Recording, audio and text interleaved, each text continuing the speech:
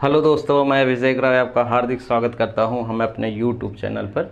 मेरा चल रहा है बायोलॉजी, और बायोलॉजी में हम पूरी तरह से जो डाइजेस्टिव सिस्टम है वो समाप्त कर दिए हैं, है ना। काफ़ी डिटेल में समाप्त किए हैं, है ना। उससे बाहर शायद क्वेश्चन नहीं आए, खासकर जनरल कंपटीशन में, या बीपीएससी हो, या रेलवे का कोई एग्ज़ाम है, एसएससी का एक एग्ज़ाम हो, है ना, या अदर कोई भी दरोगा का एग्ज़ाम हो, कुछ भी एग्ज़ाम हो, तो क्वेश्चन लगभग यहीं के आसपास ही घूमेगा। आज जो हम टॉपिक शुरू करेंगे वो शुरू करेंगे उत्सर्जन तंत्र, एक्सक्रेटरी सिस्टम।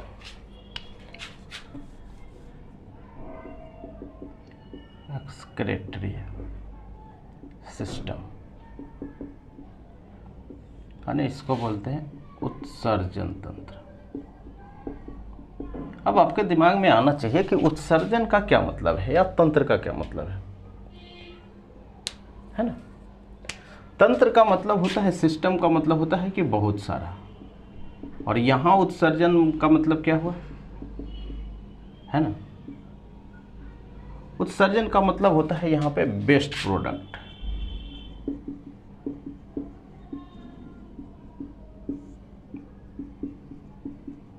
का बाहर निकलना।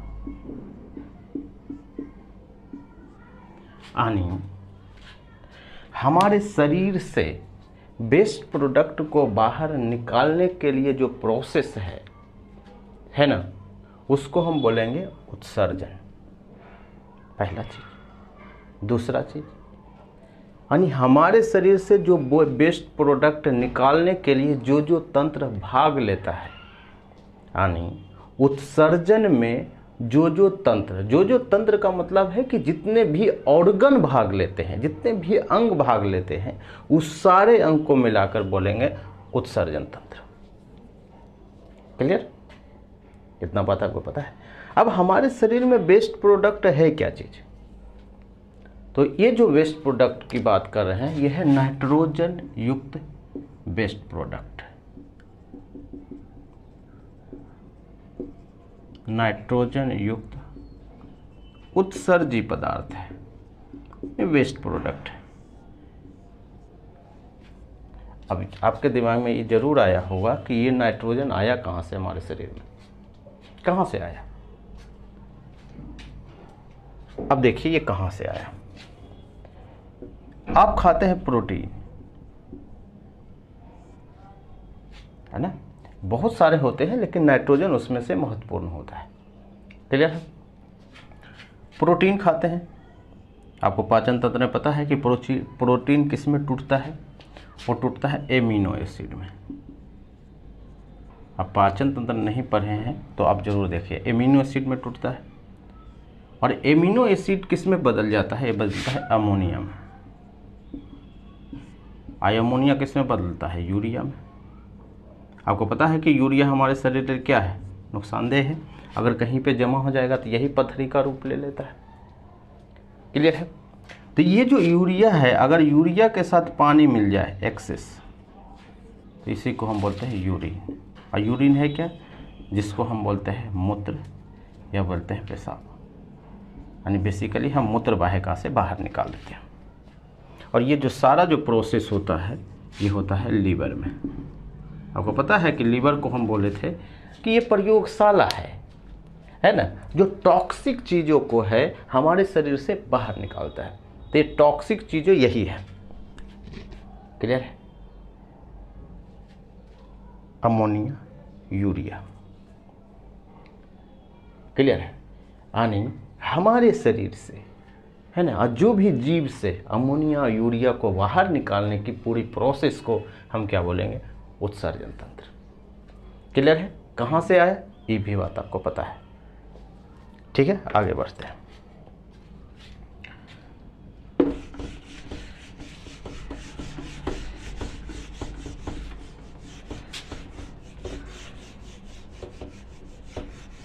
यानी यहाँ पर हम लिखेंगे कि प्रोटीन के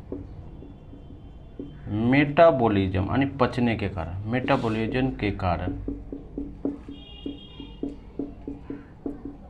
हमारे शरीर में नाइट्रोजन युक्त मुख्य उत्सर्जी पदार्थ का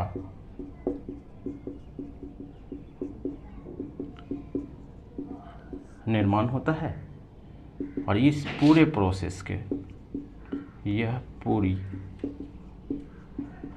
प्रक्रिया को, यानी ये प्रक्रिया का मतलब क्या है, प्रोसेस को क्या बोलते हैं, उत्सर्जन यानी एक्सक्रीटरी सिस्टम कहते हैं, या उसको बोलते हैं उत्सर्जन तंत्र कहा जाता है ना। ये चीज़ है। अब ये जो उत्सर्जन तंत्र है यानी नाइट्रोजन युक्त जो पदार्थ है उसको हमें बाहर निकालना है। आपके दिमाग में ये चीज़ें सेट हो गया, क्लियर है। अब जितने भी जीव है उसमें से क्या क्या चीज़ें निकलता है, क्लियर है। तो जंतुओं में, हम यहाँ पादप की बात नहीं करेंगे, जंतुओं में नाइट्रोजन युक्त अवशिष्ट पदार्थ है। पहला नंबर पर आता है अमोनिया, उसके बाद आता है यूरिया और तीसरे नंबर पर आता है यूरिक एसिड। यही तीन चीज़ें हैं और तीनों में क्या पाया जाता है, नाइट्रोजन पाया जाता है ना। ये चीज़ें हैं। अब ये जो अमोनिया है, ये जो यूरिया है, ये है, तो ऊपर से अगर आप नीचे की तरफ आएंगे तो जहरीलापन कम हो जाता है। जहरीलापन यानी टॉक्सिसिटी क्या होगा, कम होता है। यानी इसका क्या मतलब है कि अमोनिया ज़्यादा जहरीला है, उसके बाद ये मध्यम जहरीला है, उसके बाद सबसे कम जहरीला ये है, क्लियर है। ये चीज़ें हैं।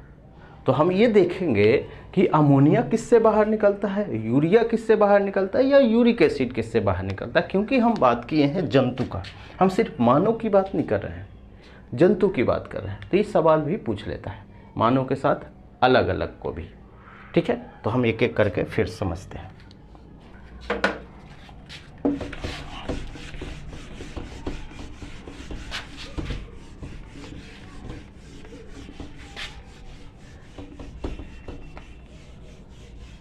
यहाँ हम लिखेंगे उत्सर्जन के प्रकार।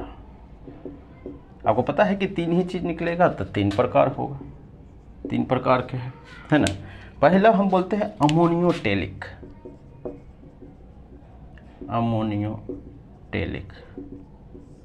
यानी वैसा जंतु जिसमें क्या निकलता हो, अमोनिया का उत्सर्जन होता हो, है ना। पहला सवाल तो ये है, इसका क्या मतलब है, अमोनिया का उत्सर्जन। अमोनिया का उत्सर्जन होता है और ये क्या है, अत्यंत जहरीला है। यानी वैसा जीव, यानी अमोनियोटेलिक जीव हम किसको बोलेंगे, जिसमें अमोनिया का उत्सर्जन होता है, अमोनिया बाहर निकलता है ना। और ये अमोनिया क्या होता है, बहुत जहरीला होता है, सबसे ज़्यादा जहरीला होता है ना। तो ये उसमें पाया जाता है जो पानी में रहता है, यानी वैसे जीव जो पानी में रहता है, ठीक है, यानी जलीय जीव। यानी ये किस में निकलेगा, जलीय जीव में,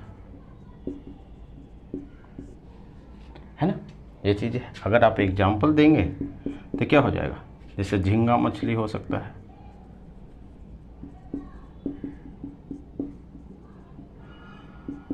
है ना। फ्रॉग है जिसको हम बोलते हैं बेबी फ्रॉग, नहीं छोटा जो मेढक होता है वो सब जो होता है, जिसको हम टेडपोल बोलते हैं,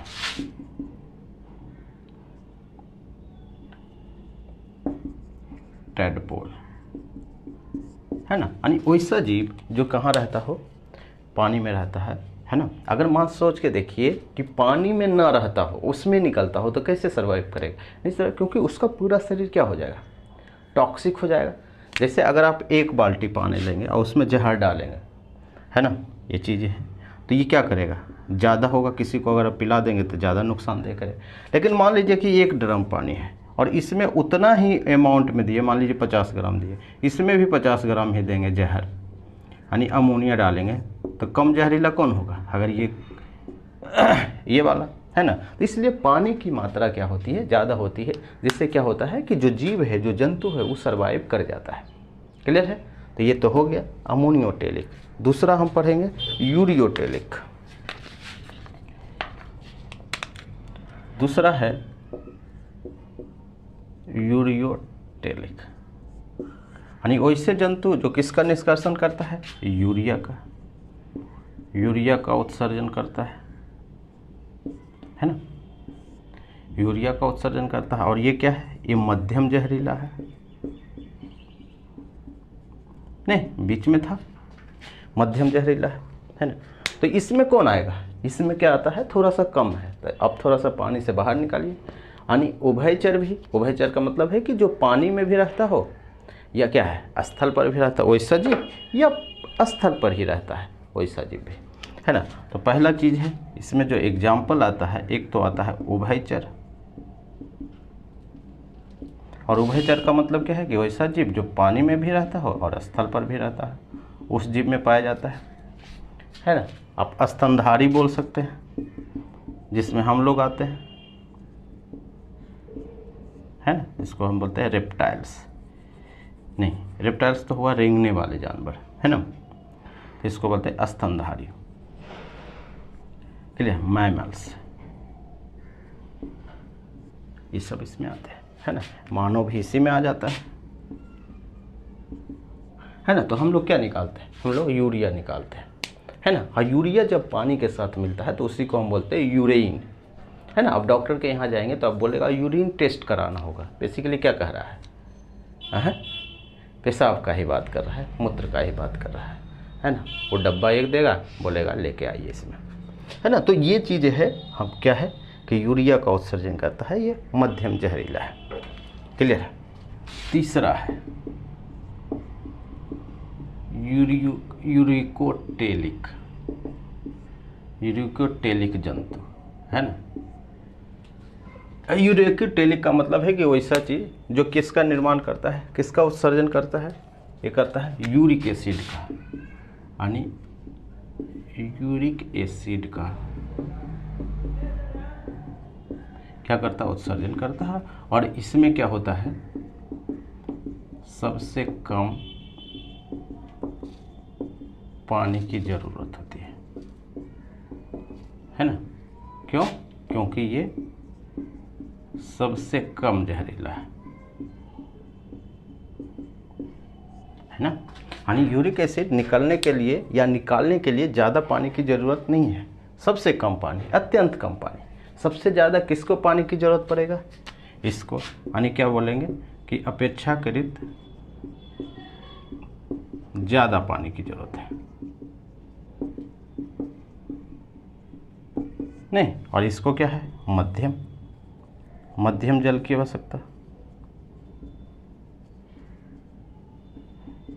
क्लियर है, ये चीज़ है। तो ये जो यूरिक एसिड है ये कहाँ रहेगा, एग्जाम्पल ऑब्वियसली बात है स्थल में ही रहेगा, है ना। जो कम पानी की ज़रूरत है उसको कौन आएगा, इसी में एग्जाम्पल में आता है, वो आता है कीट, इंसेक्ट्स, इसमें आता है पंछी, है ना, सरीसृप, रेंग कर चलने वाला,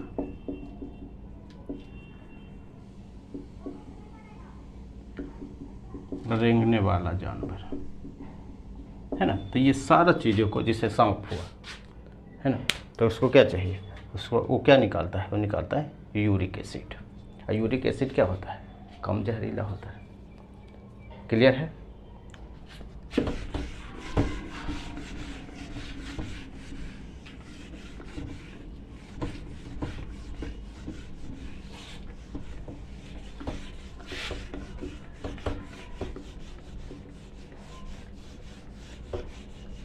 अब एक चीज़ और आता है, नोट करके आप इसको लिखिएगा, कि जो पंछी है, पंछी को उड़ने में सहायक है। पहला सवाल ये आता है कि पंछी क्या निकालता है, वो निकालता है यूरिक एसिड। और आपको पता है कि यूरिक एसिड निकालने के लिए ज़्यादा पानी नहीं चाहिए, कम ही पानी चाहिए, है ना। अब सोच के देखिए कि अगर ज़्यादा पानी आएगा तो उसका शरीर भारी हो जाएगा, तो फिर उड़ेगा कैसे, है ना। यानी जो जितना दूरी तक जो उड़ सकता है जो भी पंछी, उसका मतलब ये होता है कि उसके शरीर में जो है पानी की मात्रा कम है, उसका शरीर हल्का है ना। तो इसीलिए सवाल आता है कि पंछी को ज़्यादा तक ऊंचाई में उड़ने का क्या मतलब है कि या तो पानी कम है या वो जो उत्सर्जन करता है यूरिक एसिड का उत्सर्जन करता है। पहला सवाल तो ये है। दूसरी बात कि एक होता है व्हेल और एक होता है डॉल्फिन मछली।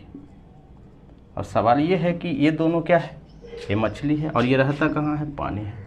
यानी जो जीव पानी में रहता है हम क्या बोले, वो अमोनिया का उत्सर्जन करेगा क्योंकि उसे पानी की ज़्यादा ज़रूरत है, क्योंकि वो ज़्यादा जहरीला है।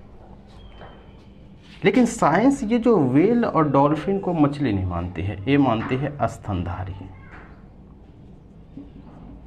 अब आपको अब पूरा कंसेप्ट ही चेंज हो गया। अब स्तनधारी का क्या मतलब है कि ये क्या निकालेगा, ये निकालेगा यूरिया। और यूरिया के साथ जब पानी मिला देगा तो क्या होगा, यूरिन। यानी जो जंतु है, जो मानव निकलता है, जो मानव से जो चीज़ें निकलता है, जो उत्सर्जित होता है, वो क्या निकलता है, यूरिन निकलता है। उसी तरह से व्हेल और डॉल्फिन में भी क्या होता है, क्योंकि एक स्तनधारी में काउंट किया जाता है, इसलिए इसमें भी क्या निकालेगा, यूरिक एसिड, यूरिन निकालेगा। Sorry, clear.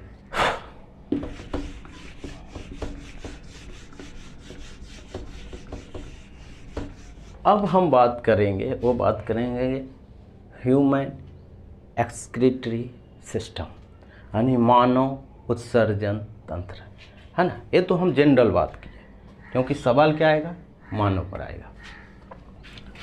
इसको हम बोलेंगे ह्यूमन एक्सक्रीटरी सिस्टम, मानव। सवाल ये उठता है कि मानव क्या निकालता है, व्यक्ति क्या निकालता है। तो निकालता है नाइट्रोजन युक्त अवशिष्ट पदार्थ, नहीं यही निकालता है, क्लियर। यानी क्या निकालता है, ये निकालता है यूरिया। और यूरिया के साथ ही जब हम पानी मिला देते हैं तो ये क्या मिल जाता है, ये मिलता है यूरिन बन जाता है। और इसी को हम क्या बोलते हैं, मूत्र और पेशाब। आगे हम सारी बात करेंगे, गंध कैसे आता है, स्मेल कैसे आता है, क्या कारण है।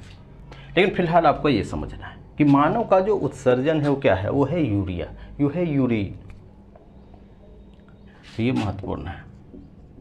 मुख्य उत्सर्जन तो वह है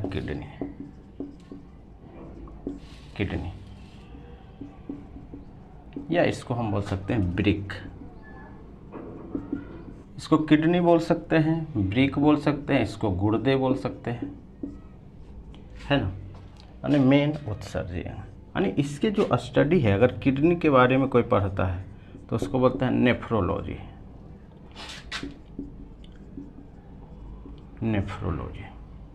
ठीक है। इसको क्या बोलते हैं, नेफ्रोलॉजी। और ऑब्वियसली बात है कि इसका कार्य क्या होता है, कार्य, यूरिन का निर्माण करना, यूरिन का क्या फॉर्मेशन करना या निर्माण करना, ये चीज़ है, क्लियर है। अगर पूछेगा कि किडनी देखने में कैसा लगता है, शेप, है ना, तो इस टाइप से होता है, सोयाबीन की आकृति का, इस टाइप से। यानी किसके आकृति का, सोयाबीन की आकृति के जैसा ये दिखता है। और आपको पता है कि किडनी क्या है, किडनी एक अंग है, क्या है, एक अंग है, एक ऑर्गन है। और ऑर्गन का क्या मतलब है, इस सबसे पहले क्या बनता है, सेल बनता है, इसके बाद टिश्यू बनता है, उसके बाद अंग बनता है ना। तो मेन जो सबसे छोटी इकाई होती है वो क्या होती है, वो सेल होती है। यानी किडनी में बहुत सारा सेल होगा, लगभग ऐसा माना जाता है कि एक किडनी में लगभग 10 लाख सेल है। और ये सारा किडनी को, अगर ये सारा सेल को मिला देंगे तो एक किडनी बन जाएगा, नहीं। और इस किडनी में जो एक सेल होता है, यानी किडनी की जो यूनिट होती है, यानी जो एक सेल होता है, किडनी की यूनिट या सेल, इसी को हम बोलते हैं नेफ्रॉन। नेफ्रॉन। आप समझ रहे हैं? यानी किडनी की जो यूनिट है या सेल है वो क्या है? नेफ्रॉन है। सबसे ज़्यादा सवाल यही आता है। यानी काम कौन करता है? काम कौन करता है? हम ऐसा नहीं बोलते हैं कि किडनी, किडनी पूरा नाम हो गया, लेकिन काम कौन करता है? काम करता है ये नेफ्रॉन। और सारा नेफ्रॉन मिलके, यानी 10 लाख नेफ्रॉन मिलके क्या होगा? जब काम करेगा तो उसी को हम बोलेंगे किडनी काम कर रहा है ना? तो अगर एक किडनी में 10 लाख सेल है तो होता है 2 किडनी, इसका मतलब 20 लाख सेल है, इसका मतलब 20 लाख नेफ्रॉन है। नहीं तो काम यही करता है। तो यानी नेफ्रॉन क्या हो जाएगा? नेफ्रॉन हो जाएगा किडनी की कार्यात्मक इकाई। कार्य तो यही करता है, ये बात है ना। इसीलिए कि जब हम किडनी के बारे में जानकारी लेते हैं तो इसको बोलते हैं नेफ्रॉन। इसीलिए तो इसको बोलते हैं नेफ्रोलॉजी। नेफ्रोलॉजी, नेफ्रोलॉजी है ना, ये चीज़ें है ना।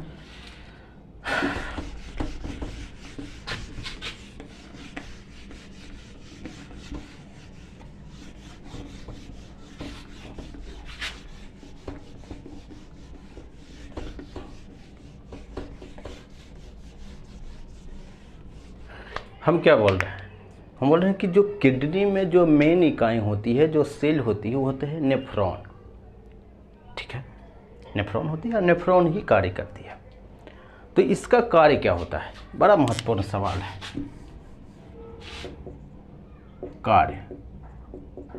कार्य क्या होता है? कार्य होता है यूरिन का निर्माण। और आपको पता है कि यूरिन हमारे शरीर में किस भाग में है? ब्लड में।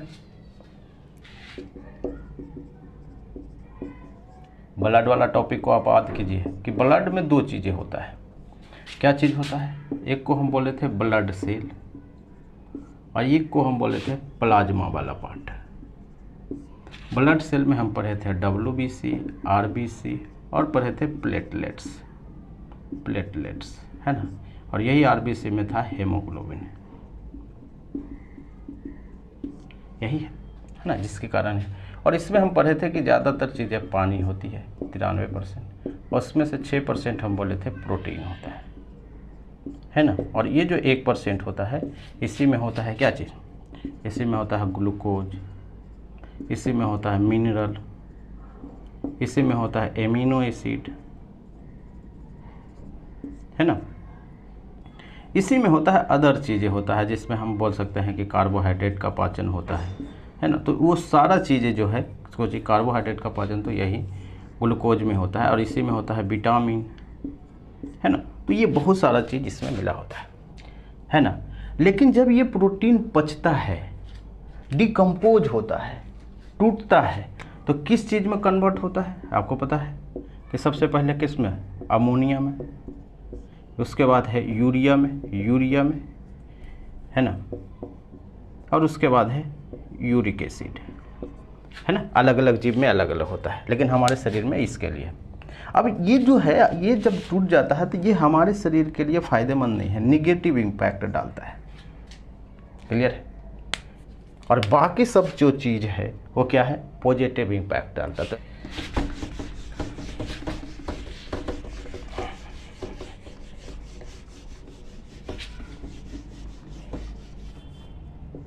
अगर हम बोलेंगे कि हमारे शरीर के लिए जो पॉजिटिव चीज़ है और नेगेटिव चीज़ है, किस में? ब्लड में। तो ब्लड में क्या होता है? उसको हमें होता है मिनरल, है ना, जिसमें हम कैल्शियम, फास्फोरस, मैग्नीशियम, है ना, ये सारा चीज़ होता है। इसमें होता है विटामिन, इसमें होता है ब्लड सेल, है ना, इसमें पानी भी होता है, आयंस होता है। क्लियर है? तो ये सारा चीज़ें इसमें होता है। इसमें ग्लूकोज होता है। लेकिन इसमें क्या होता है जो हमारे शरीर के लिए सही नहीं है? इसमें होता है अमोनिया, इसमें होता है यूरिया, और ये होता है यूरिक एसिड, और एक होता है एक्सेस वाटर। यानी जब ज़्यादा पानी हो जाएगा तब भी हम क्या करेंगे, निकाल देंगे। जितना ज़रूरत है उतना ही रहना चाहिए। जैसे कि हम बात किए हैं तो कि हमारे शरीर में कितना 70% पानी है ना। अब ब्लड में कितना पानी है, लगभग 93%। किस में, प्लाज्मा में जो 93% है वो चीज़ें हैं। तो ये हमारे शरीर के लिए ज़रूरी नहीं है, इनिगेटिव, तो हम इसको बाहर निकालेंगे। तो यही चीज़ जब बाहर निकालते हैं तो इसी को हम बोलते हैं अवशिष्ट पदार्थ। और ये किसका है, ये नाइट्रोजन युक्त अवशिष्ट पदार्थ है, इसीलिए हम इसको क्या करते हैं, बाहर निकालते हैं। तो ये जो हम अलग अलग करते हैं क्योंकि ये मिला हुआ है ना, तो जब हम इसको अलग अलग करते हैं तो इसी को हम बोलते हैं ब्लड फिल्ट्रेशन।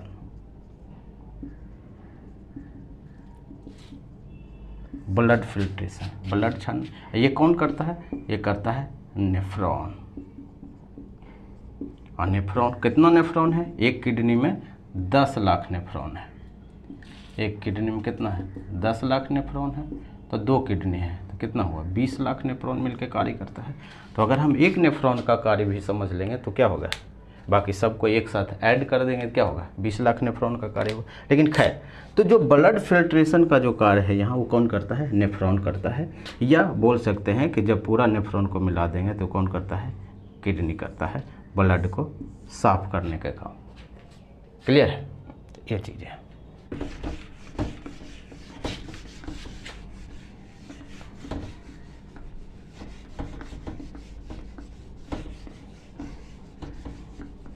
अब जो हमारा काम है वो है, हमें इससे काम है, हमें इसको बाहर निकालना है। क्लियर है ना। और वो भी क्या चीज़, यूरिया को, क्योंकि हमारे शरीर में यूरिया ही बनता है ना, ये चीज़ें हैं। तो इसमें क्या होता है, इस टाइप से मान लीजिए कि एक किडनी लगा हुआ है। क्लियर है, एक किडनी लगा हुआ है दोनों साइड, है ना। और इसमें क्या होता है, ये पाइप है ना, ये चीज़ है यहाँ ऐसे, और समझ रहे, यही है वो है किडनी। ये किडनी है और इसको हम बोलते हैं मूत्र वाहिका, और इसको बोलते हैं मूत्राशय, है ना, और इसको बोलते हैं यूरेथ्रा, यानी इसको हम बोलते हैं मूत्र मार्ग, ये चीज़। अब यहाँ आप समझिए, ये जो खून है इसमें आता है ना, ये चीज़ें इसमें आया। और ये जो किडनी आया, किडनी में से क्या किया कि ये जो पॉजिटिव चीज़ें हैं वो छान के अलग करके वापस शरीर में भेज दिया, है ना, बॉडी में भेज दिया, है ना, जो जरूरी चीज़ें हैं हमारे शरीर के लिए। लेकिन इतना जो चीज़ें हैं उसको क्या किया, इसमें से आ गया, पानी आ गया कुछ, और ये जो है यहाँ पे जमा हो जाता है मूत्र मार्ग। क्लियर है, ये चीज़ें। और फिर जब आपको मतलब टॉयलेट लगता है, फिर इससे क्या होता है, बाहर निकल जाता है। ये है खेल, है ना। यानी कि इसमें क्या होता है कि ब्लड है, सॉरी यूरिया है, और एक्सेस वाटर है, इससे निकल के यूरिन होता है, यूरिन बनता है, और यूरिन ही क्या होता है, आउट होता है ना, मूत्र मार्ग से, यूरेथ्रा वाले पार्ट से। ये पूरा खेल है। तो अब जो हम पढ़ेंगे कि कैसे ये कार्य करता है, कौन, क्योंकि ये काम कर रहा है नेफ्रॉन, ये काम कर रहा है किडनी, तो कैसे कार्य करता है। हम ये बोल रहे थे कि जो हमारा जो किडनी है, किडनी का काम क्या है कि ब्लड को प्यूरिफाई करना, ब्लड को फिल्टर करना। और ये फिल्टर करता कौन है कि जो किडनी की जो सेल है वो कौन सा है, वो नेफ्रॉन है। और आपको पता है कि हमारे शरीर में 2 किडनी है, एक राइट एक लेफ्ट, है ना। आप सुने होंगे कि किडनी को बेच दिया या किडनी निकाल लिया, है ना, क्योंकि 2 किडनी है इसलिए एक किडनी से आदमी का काम चल जाता है ना। हम इस पर आगे भी बात करेंगे। लेकिन सबसे महत्वपूर्ण चीज़ ये है कि जो फिल्टर करता है किडनी या नेफ्रॉन, वो कैसे करता है ना, यानी इसकी संरचना क्या है, हम इस पर बात करेंगे।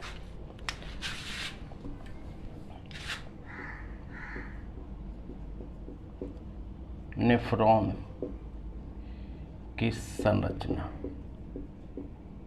या हम इसको बोल सकते हैं स्ट्रक्चर क्या है। इसको समझने के लिए आपको फिगर से समझना होगा।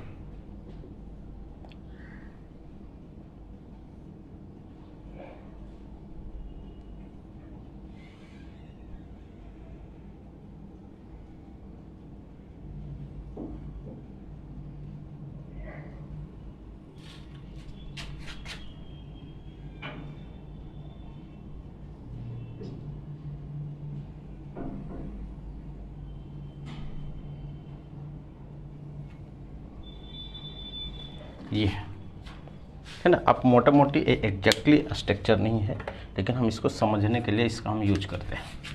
अब आपको क्या समझना है, इसको हम बोलते हैं अफ्रिएंट आर्ट्रियोल, ठीक है। और इसको हम बोलते हैं एफरेंट आर्ट्रियोल, है ना। एफरेंट आर्ट्रियोल मीनिंग आप मिला लीजिएगा, है ना, इसलिए आपको टेंशन नहीं लेना। एफरेंट आर्ट्रियोल, ये डबल एफ होता है, एफरेंट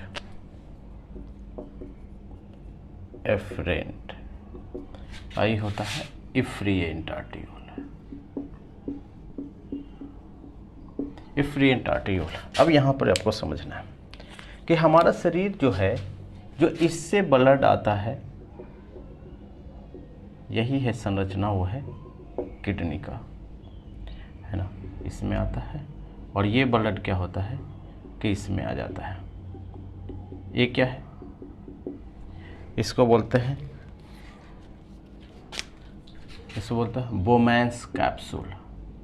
क्या बोलते हैं इसको, बोमैन्स कैप्सूल, है ना। ये है, यानी कि ये जो ब्लड है, ये वो ब्लड है जिसमें क्या चीज़ है, सभी चीज़ें मिला हुआ है, सभी चीज़ें। और ये क्या करने आया है, ये आया है फिल्टर करने के लिए, है ना। बॉडी से आया है, अलग अलग बॉडी पार्ट से आया है।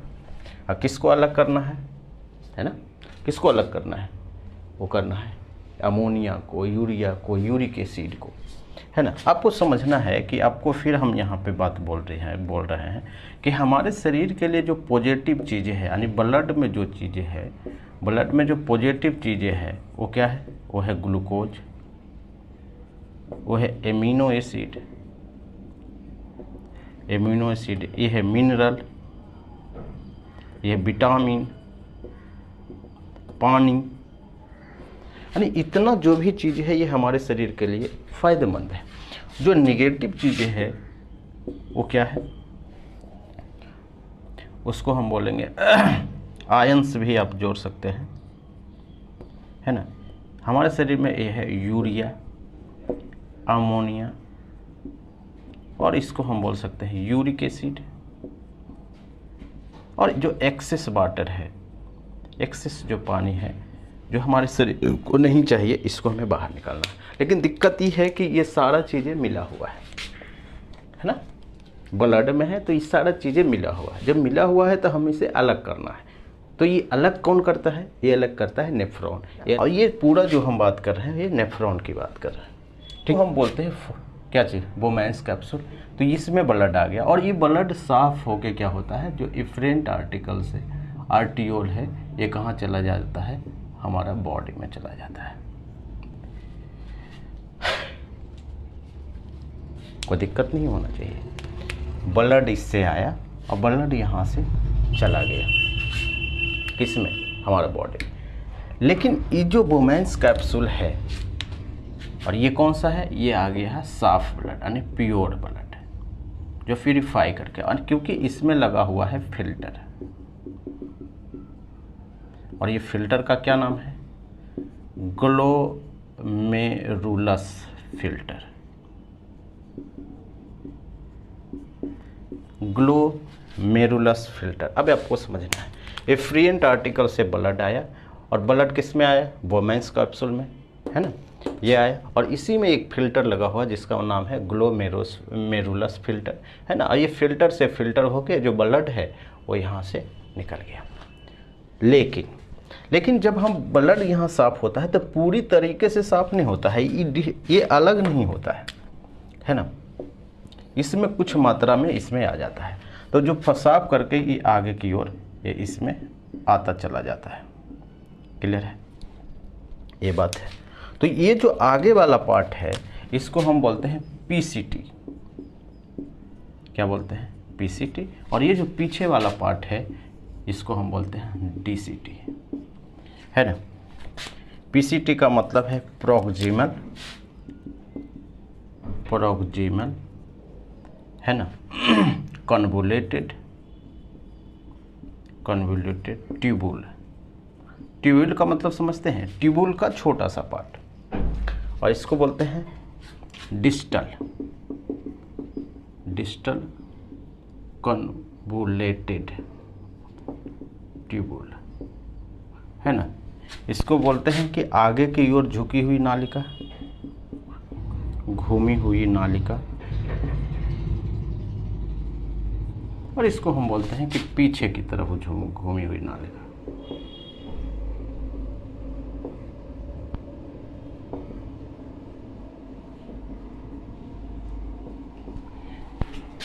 है ना।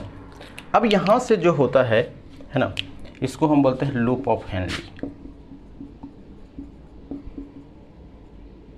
हेनली क्या है? हेनली एक साइंटिस्ट का नाम है, उन्होंने ही इसका क्या किया है, खोज किया था, इसीलिए हम बोलते हैं लूप ऑफ हेनली। अब आपको यहाँ से समझना है कि ये जब ये बोमैंस कैप्सूल से जब क्या हुआ कि ये नीचे आया, क्या चीज़, यानी कि जो चीज़ें बाहर निकल गया, जो इफ्रेंट आर्टियोल से जो बाहर बॉडी में चला गया वो तो चला गया, लेकिन जो बच गया इसमें कुछ चीज़ें बचा हुआ आता है ना। तो अब जो हम आते हैं वो आ जाता है किस में? वो आ जाता है पीसीटी में। पीसीटी में आया, है ना। दो चीज़ का ऑब्जर्वेशन हो जाता है, उसको हम बोलते हैं, एक तो होता है ग्लूकोज का और एक होता है एमिनो एसिड का। आप समझ रहे हैं? ये दो चीज़ों का पुनः क्या होता है, ऑब्जर्वेशन कर लेता है। कौन? पीसीटी, है ना। इस शुरुआत में ही, इसी वाला पार्ट में, है ना। लेकिन यहाँ पे दो बातें समझना है। इसको ये नीचे की ओर गिरी हुई नलिका है, ये ऊपर की ओर, यानी इसको बोलते हैं अवरोही, है ना। यानी कि पीसीटी को आप दो भाग में बांट सकते हैं। क्या बोल सकते हैं? एक को बोलते हैं उतरती हुई नालिका,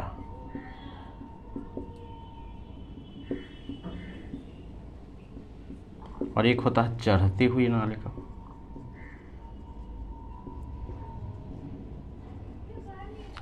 उतरती हुई नालिका, एक होता चढ़ती हुई नालिका। जो उतरती हुई नालिका है, ये वाला पार्ट है में, ये किसका ऑब्जर्वेशन करता है? पानी का।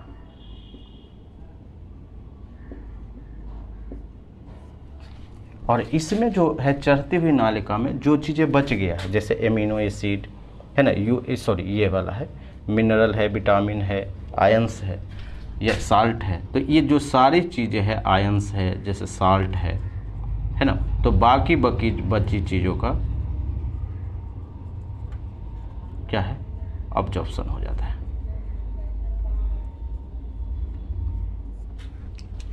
अब यहाँ पे दो बातें आपको समझ लेना है।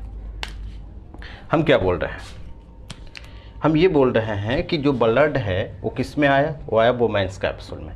किससे आया? एफ्लुएंट आर्टियोल से, है ना, वो आया और फिल्टर हुआ किस में? इसमें लगा हुआ है ग्लोमेरुलस फिल्टर, ये हुआ और ये फ्रीएंट आर्टिकल से हमारे बॉडी में चला गया। लेकिन जो बाकी जो ब्लड है वो क्या हुआ कि इसमें आया, किस में? पीसीटी में, प्रोक्सिमल कन्वोल्यूटेड ट्यूबुल, इसको बोलते हैं आगे की तरफ घूमी हुई नालिका। और एक होता है यहाँ पे डीसीटी, मतलब डिस्टल कन्वोल्यूटेड ट्यूबुल, यानी पीछे की तरफ घूमी हुई नालिका। ठीक है। तो जब ये जो पीसीटी है, पीसीटी का जो पार्ट है यहाँ तक है, तो पीसीटी में जो होता है कि जो शुरुआत में ही क्या होता है, दो चीज़ों का ऑब्जर्वेशन हो जाता है, ग्लूकोज का और एमिनो एसिड का, है ना। लेकिन जब ये उतरती है ये नालिका, है ना, इसको बोलते हैं कि उतरती हुई, असेंडिंग, है ना, अवरोही आरोही जिसको आप बोलते हैं, है ना। तो ये अवरोही यानी डिसेंडिंग जो नालिका है, उतरती हुई नालिका है, ये किसका अवशोषण पुनः कर लेता है? पानी का, है ना। और इसमें जो चढ़ती हुई जो नालिका है, किसमें? लूप ऑफ हेनली में, वो क्या होता है? ये आयन साल्ट, यानी बाकी जो बचा हुआ चीज़ है जो हमारे शरीर के लिए ज़रूरी है, उसका अवशोषण हो जाता है। क्लियर है? अब जो सवाल बचता है कि अब जो है जितना भी चीज़ें बच गया, क्या बच गया, अब बच गया ए वाला पार्ट, यूरिया, ये सब चीज़ें, क्योंकि पानी का मैक्सिमम ऑब्जॉर्प्शन हो चुका है तो यूरिया क्या होता है, सांद्र हो जाता है। तो अब ये क्या चीज़ें किस में चला जाता है, इसमें चला जाता है ये DCT वाले पार्ट में, है ना, यानी PCT से किस में चला गया, DCT में, और DCT में ये जो पार्ट है यहाँ पे आके जमा होता है, उसको बोलते हैं कलेक्टिंग डक्ट, यानी यूरिन यहाँ पे जमा है ना, ये चीज़। और आपको पता है कि जब यूरिन यहाँ पे जमा है, मान लेते हैं, है ना, अब इसको थोड़ा सा मिटाना होगा,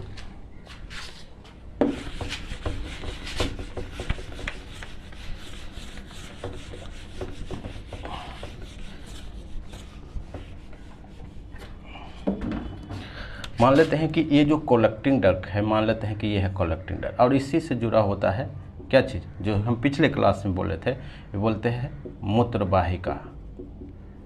मूत्रवाहिका, और मूत्रवाहिका से किस में आ जाएगा, मूत्राशय में, मूत्राशय में आ गया, है ना। और उसके बाद हम इससे क्या होता है, ये होता है मूत्रनली। मूत्रनली से क्या होता है, बाहर हो गया, आउट हो गया, और समझ रहे क्या निकल गया, वो निकल गया यूरिन निकल गया, है ना, ये चीज़ें। यानी यहाँ पर बताने का मतलब ये होता है कि ये जो नेफ्रॉन है ये कैसे कार्य करता है। कभी कभी सवाल ये पूछेगा कि एफरेंट आर्टियोल क्या है, अफरेंट आर्टियोल क्या है, किसका पार्ट है, DCT क्या है, PCT क्या है ना, बोमेंस कैप्सूल क्या है। सवाल यही पूछ लिया था कि बोमेंस कैप्सूल किसका भाग है, तो आपको क्या बताना है, नेफ्रॉन का, यानी उत्सर्जन तंत्र का, है ना। तो ये चीज़ें आपको, तो ये बात हम आपसे कर लिए हैं। अब एक जो सवाल आता है वो आता है कि जो ऊँट है ना, ऊँट 1 महीने तक क्या होता है, क्या करता है, उसको प्यास नहीं लगता है, वो पानी ऑब्जॉर्व कर लेता है। तो उसका यहाँ पर आंसर है कि ये जो लूप ऑफ हेनली है वो उसका क्या होता है, बड़ी होती है ना। तो किसके कारण बोलते हैं कि ये जो पार्ट है, तो यहाँ ये किसका पार्ट है, क्योंकि ये हम बात बोले थे कि यहाँ पे पानी का ऑब्जॉर्प्शन होता है, H2O का ऑब्जॉर्प्शन होता है। तो अगर ज़्यादा बड़ा है तो ज़्यादा ऑब्जॉर्प्शन होगा, ज़्यादा अवशोषण होगा, है ना। तो किसके कारण होता है कि जो ऊँट का, या बोल सकते हैं कि जो मरुस्थल में रहने वाले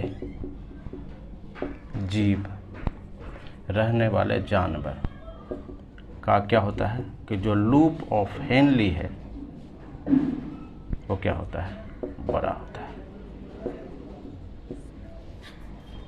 यहाँ तक कोई समस्या है नहीं है ना। तो यानी हम ये पढ़ लिए कि जो हमारा जो यूरिन है या हमारा जो ब्लड है, ये प्यूरिफाई कैसे होता है, फिल्ट्रेशन कैसे होता है ना। कौन करता है, ये नेफ्रॉन करता है, और नेफ्रॉन का हम स्ट्रक्चर भी पढ़ लिए। क्लियर है, ठीक है।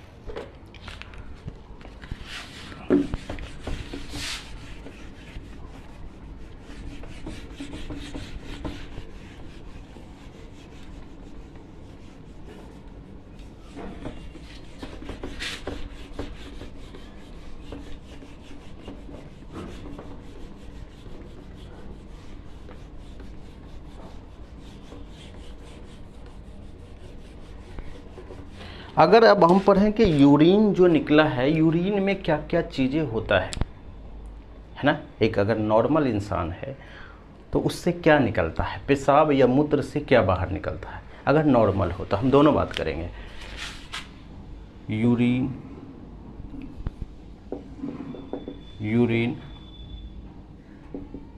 कंपोजिशन क्या क्या चीज़ें हैं। अगर हम पूछें देखें कि नॉर्मल है कोई व्यक्ति, नॉर्मली क्या निकलता है, और इसको हम बोलेंगे अब नॉर्मल। अब नॉर्मल का मतलब है कि कोई समस्या है, कोई बीमारी है ना, ये चीज़ें। तो अगर नॉर्मल है तो आपके शरीर से जो निकलेगा यूरिन के, जब यूरिन बाहर निकलेगा, जब आप करेंगे तो क्या निकलता है, वो निकलता है वाटर, है ना। पानी निकलेगा, कितना, लगभग 95% पानी निकलेगा। यूरिया निकलता है 2.5%, यूरिक एसिड 0.4%, और अदर चीज़ें हैं। अदर का मतलब है कि कुछ मात्रा में ग्लूकोज भी बाहर निकल जाता है, बहुत कम मात्रा में, यानी नहीं के बराबर। मेनली जो है ये निकलता है। क्लियर है? लेकिन आप सोचिए कि अब नॉर्मल है, तो अब नॉर्मल का मतलब है कि मान लीजिए कि आपका शरीर से ज़्यादा चीज़, आप बाथरूम गए, आपके शरीर से ज़्यादा चीज़ निकल गया, ग्लूकोज। अभी कैसे पता चलेगा? क्योंकि आपको पता है कि ग्लूकोज हम क्या बोले, एक शुगर है, एक चीनी है, तो उसमें क्या लगेगा, उसमें जो है वो जो मक्खी है उस पर क्या है, भिन भिनाने लगेगा या उस पर लग जाएगा, तो हम समझ जाएंगे कि उसमें ग्लूकोज क्या है, वो ज़्यादा निकल रहा है। इसका मतलब है कि आपका शरीर में कुछ समस्या आ गया है। नहीं, ये चीज़ है। तो फिर आपको यूरिन का जो है वो टेस्ट कराना पड़ेगा, या डॉक्टर बोलेगा कि आपको डायबिटीज़ है, डायबिटीज़ है। अगर आपके शरीर से एक्सेस वाटर है, पानी ज़्यादा निकलने लगे, यानी 95% से ज़्यादा पानी निकलने लगे, है ना, तुरंत जो होता है ना, बाथरूम आने लगे, तो भी क्या होगा, कि समस्या होगा, क्योंकि आपके शरीर में पानी ही नहीं बचेगा, डिहाइड्रेशन हो जाएगा, है ना। जिसको लूज मोशन होता है उसको पानी ही निकल जाता है, इसलिए डॉक्टर फिर बाद में पानी ही चढ़ाता है ना, क्योंकि उसका शरीर से पूरा पानी क्या है, गिर गया। इसका मतलब ये है कि आपका जो किडनी में क्या है, कुछ समस्या आ रही है। लेकिन आप सोचिए कि आपके जो यूरिन है उससे ब्लड आने लगा, इसका मतलब है कि आपका जो किडनी है वो क्या है, वो खराब हो चुका है।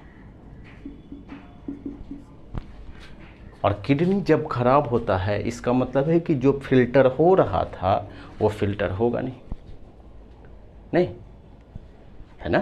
तो किडनी खराब का मतलब है कि आपके शरीर में क्या है, कि यूरिया ज़्यादा जमा हो जाएगा।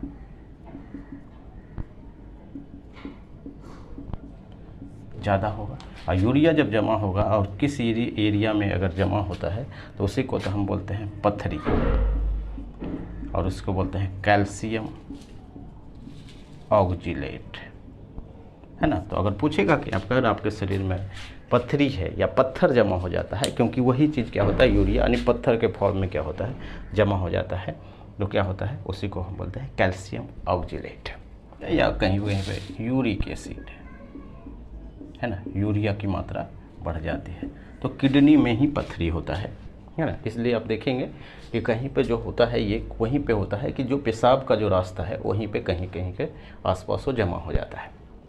क्लियर है? लेकिन आप सोच के देखिए, अगर आपका किडनी खराब हो चुका है तो आज तो आपको क्या करना होगा, आपको या तो इसको चेंज करा दीजिए, ट्रांसप्लांट जिसको बोलते हैं, ट्रांसप्लांटेशन कराना होगा, चेंज कराना होगा, यानी उसको आपको डोनर देना होगा। अगर आप पैसे वाले हैं तो आपको मिल भी सकता है, लेकिन अगर कोई देने वाला है व्यक्ति, जान पहचान का परिवार है, तब भी काम हो जाता है। नहीं तो एक तरीका है जिसको बोलते हैं डायलिसिस, यानी आर्टिफिशियल तरीके से, आर्टिफिशियल तरीके से क्या होता है कि मान लेते हैं, उसको बोलते हैं हम डायलिसिस, यानी आपको डायलिसिस, यानी डायलिसिस में क्या होता है कि आपका जैसे ये डायलिसिस वाला जो डिवाइस है वो है, तो आपका ब्लड इसमें आएगा और इससे साफ़ होके क्या होगा कि यहाँ से लगा के फिर जो है वो आपके शरीर में पहुँचा देगा। क्लियर है? तो इस टाइप से साफ़ होते रहता है, उसी को हम बोलते हैं डायलिसिस, यानी आर्टिफिशियल तरीके से आपको अल्टरनेट में कराना होता है ना। नहीं तो क्या होगा कि यूरिया की मात्रा जो है आपके शरीर में क्या होगा, बढ़ जाएगा। और यूरिया एक टॉक्सिक चीज़ें है, जहरीला चीज़ें है, जो आपके शरीर को नुकसान पहुंचाता है। क्लियर है? ये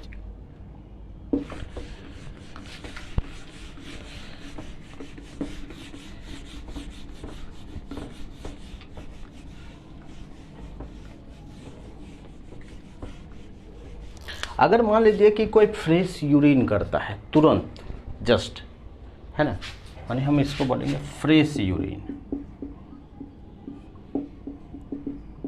पहला सवाल तो यही आता है कि ये क्या होता है कि इसमें स्मेल होता है ना।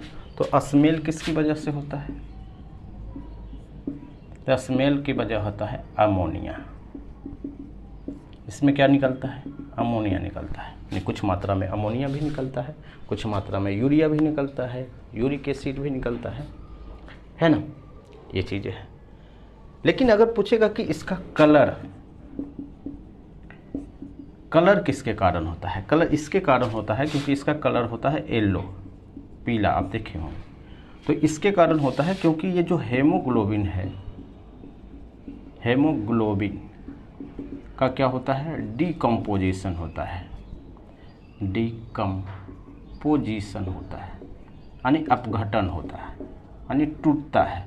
और ये किस में कन्वर्ट होता है, यूरोक्रोम में, है ना। और जिसके कारण ये कैसा दिखता है, कैसा दिखता है, ये दिखता है येलो जैसा। तो एक तो है कि स्मेल का क्या कारण है, अमोनिया, है ना, क्योंकि कुछ देर के बाद फ्रेश यूरिन इसलिए बोले क्योंकि कुछ देर के बाद उड़ जाता है ना, तो इसलिए आपको इंस्टेंट ही देखना होता है। और कलर कैसा होता है, येलो होता है। तो ये सवाल भी पूछा जाता है।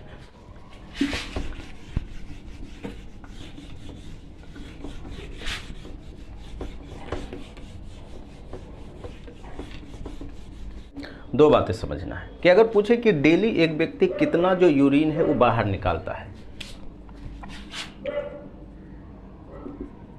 डेली लगभग 1.5 लीटर, है ना।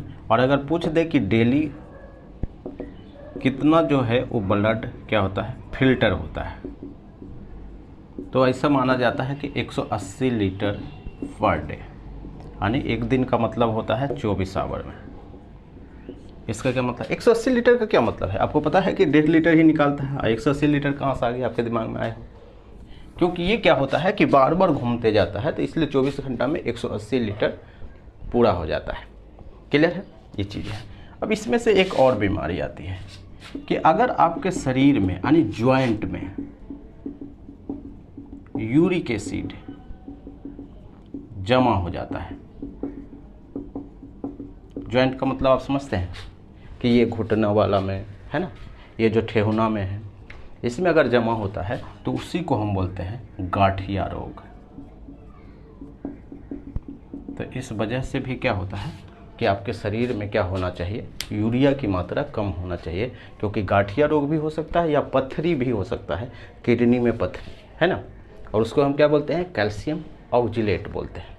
तो ये तो यही है कि जॉइंट पे कहीं भी जमा हो जाता है, यहाँ पे चलने उठने में दिक्कत होता है ना, तो इसी को हम बोलते हैं गांठिया रोग हो गया है। क्लियर है, तो ये चीज़ें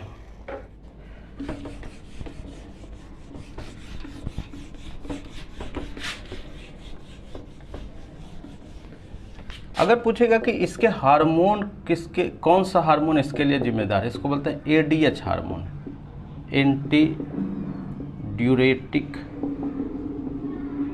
हार्मोन, है ना, या इसका नाम है वैसोप्रिन, वैसोप्रिन हार्मोन, है ना। ये जो यूरिन जो बाहर निकलता है ये किसके लिए ज़रूरी है ना, कौन करता है, एंटी ड्यूरेटिक हार्मोन या वैसोप्रिन हार्मोन, है ना। ये क्या करता है, यूरिन को कंट्रोल करता है, कंट्रोल करता है। हम आगे पढ़ेंगे, जब हार्मोन वाला टॉपिक पढ़ेंगे तो फिर से हम इस पर बात करेंगे, है ना। इसका मतलब है कि जब ये वीक होता है तो आपका जो टॉयलेट है ऐसे भी क्या होता है, निकलते रहता है। जैसे अगर कोई व्यक्ति क्या होता है कि अल्कोहल लेता है, अल्कोहल शराब पीता है, तो आप देखेंगे कि उसका यही इसी पर निशाना लगता है, एंटी ड्यूरेटिक हार्मोन को, ये वीक हो जाता है। अब वीक हो जाएगा तो आप देखेंगे कि कहीं कहीं पर क्या होता है कि ऐसे भी उसका जो पेशाब है वो निकल जाता है ना।